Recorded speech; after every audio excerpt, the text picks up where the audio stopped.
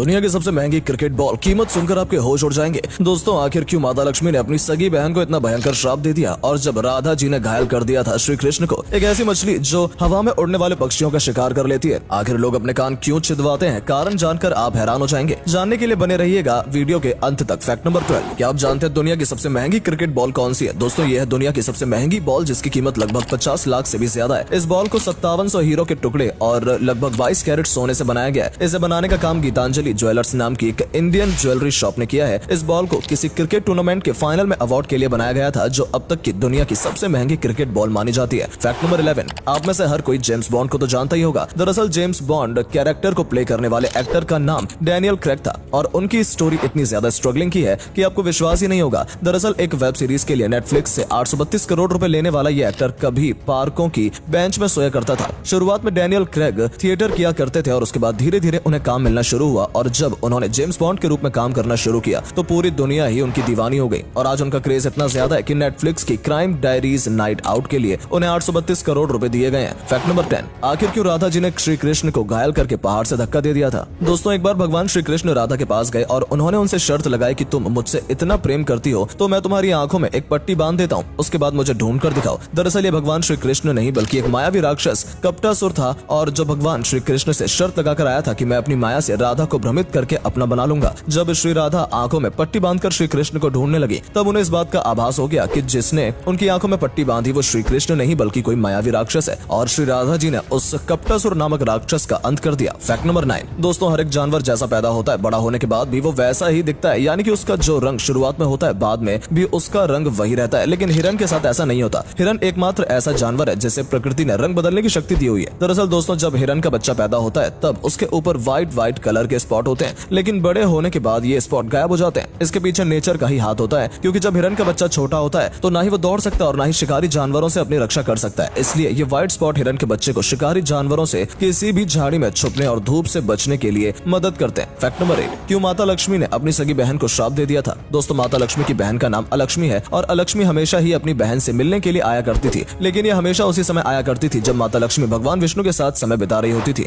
एक बार ऐसे ही अलक्ष्मी लक्ष्मी जी से मिलने पहुंच गई जब वो भगवान विष्णु के साथ थी। ये देखकर माता लक्ष्मी को काफी ज्यादा क्रोध आया और इन्होंने इसका कारण पूछा। अलक्ष्मी ने कहा, मेरे कोई पति नहीं है और तुम जहाँ भी जाओगी मैं तुम्हारे साथ ही जाऊंगी। माता लक्ष्मी ने इस बात से क्रोधित होकर अपनी बहन को श्राप दिया कि मृत्यु के देवता तुम्हारे पति होंगे और जहाँ लालच, घृणा, गंदगी होगी वहीं तुम्हारा वास होगा। फैक्ट नंबर 7, आजकल हर एक अवसर पर केक काटना नॉर्मल बात हो गई है और केक की मोमबत्तियां बुझाना भी, लेकिन हमारे देश भारत में जहाँ दिया बुझना भी अशुभ माना जाता है वहाँ आखिर ये परंपरा शुरू कहाँ से हुई? दोस्तों, दरअसल केक काटना ग्रीस की पुरानी सभ्यता है, जहाँ पर वो लोग अपने देवता के पास केक और उसमें लगे कैंडल लेकर जाया करते थे। उसके बाद ये अपने भगवान की आकृति इन्हीं मोमबत्तियों से बनाते थे और फिर मोमबत्तियों को बुझा देते थे। ग्रीस सभ्यता में ऐसा माना जाता है कि मोमबत्तियों से निकलने वाला धुआं सीधे भगवान तक जाता है और इस धुएं को अशुभ माना जाता है, इसलिए मोमबत्तियों को बुझा दिया जाता है। आपको क्या लगता है, क्या हमें भारतीय परंपरा में इस चीज को फॉलो करना चाहिए या नहीं? फैक्ट नंबर 6, क्या आपने कभी सोचा है कि अगर आप ब्लैक होल के अंदर चले जाएं तो आपके साथ क्या होगा? दोस्तों, ब्लैक होल का गुरुत्वाकर्षण इतना ज्यादा शक्तिशाली होता है कि इसके अंदर से प्रकाश भी बाहर नहीं निकल पाता है और यदि कभी आप ब्लैक होल के अंदर चले गए तो किसी को पता नहीं कि आपके साथ क्या होगा। हो सकता है आप अनंत समय के लिए इस ब्लैक होल के अंदर फंसे रह जाएं, क्योंकि इससे बाहर निकलना तो नामुमकिन है, या फिर हो सकता है कि ब्लैक होल के अंदर जाने के बाद आप किसी और यूनिवर्स में पहुंच जाएं, क्योंकि ऐसी थ्योरी भी है कि ब्लैक होल किसी दूसरे यूनिवर्स के लिए दरवाजा हो सकता है। खैर, ये सब तो थ्योरी है, असलियत में ब्लैक होल के अंदर जाने पर क्या होगा ये किसी को भी नहीं पता। फैक्ट नंबर 5, भारतीय संस्कृति में कान छिदवाने की परंपरा कई हजारों सालों से चली आ रही है, लेकिन आखिर इसके पीछे का कारण क्या है? दोस्तों, कान छिदवाने के पीछे साइंटिफिक रीजन भी है जिसे खुद साइंस मानता है। दरअसल कम उम्र में बच्चों के कान छिदवाने पर उनका दिमाग काफी ज्यादा ग्रो करता है और तो और कान छिदवाने से आंखों की रोशनी भी बढ़ती है और इसका तीसरा फायदा ये है कि कान छिदवाने से आपके बहरे होने की संभावनाएं काफी ज्यादा कम हो जाती हैं। फैक्ट नंबर 4,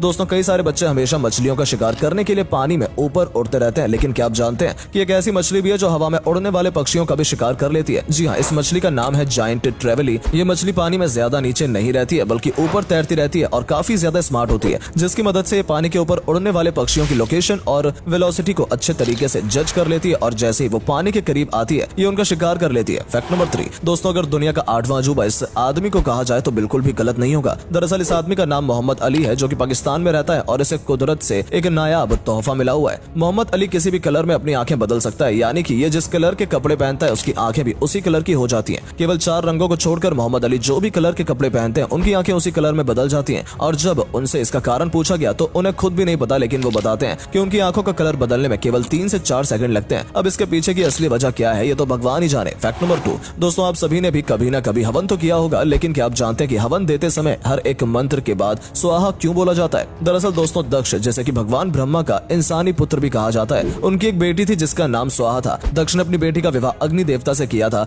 जिसके बाद उन्हें एक वरदान मिला कि यदि मनुष्य अपनी कोई भी वस्तु या इच्छा देवताओं तक पहुंचाना चाहता है तो वो तब तक देवताओं तक नहीं पहुंचेगी जब तक वो स्वाहा का नाम नहीं लेंगे। यही कारण है कि हिंदू रीति रिवाज में जब भी कहीं हवन होता है तो हर एक मंत्र के बाद स्वाहा बोला जाता है। क्या आप इस बात को पहले से जानते थे? कमेंट में इसका जवाब जरूर दीजिएगा। फैक्ट नंबर 1, दोस्तों बच्चे बचपन में कोई भी चीज खा लेते हैं क्योंकि उन्हें उसका नॉलेज नहीं होता है, लेकिन मैं अगर आपसे कहूं कि ये इतनी बड़ी लड़की टॉयलेट पेपर खाती है तो आपका रिएक्शन क्या होगा? जी हाँ दोस्तों, अमेरिका के शिकागो में रहने वाली केसा नाम की ये लड़की दिन भर में कई किलो टॉयलेट पेपर खा जाती है। दरअसल केसा एक ईटिंग डिसऑर्डर की बीमारी से पीड़ित है जिसे कि जाइलोफ्रेगिया कहा जाता है।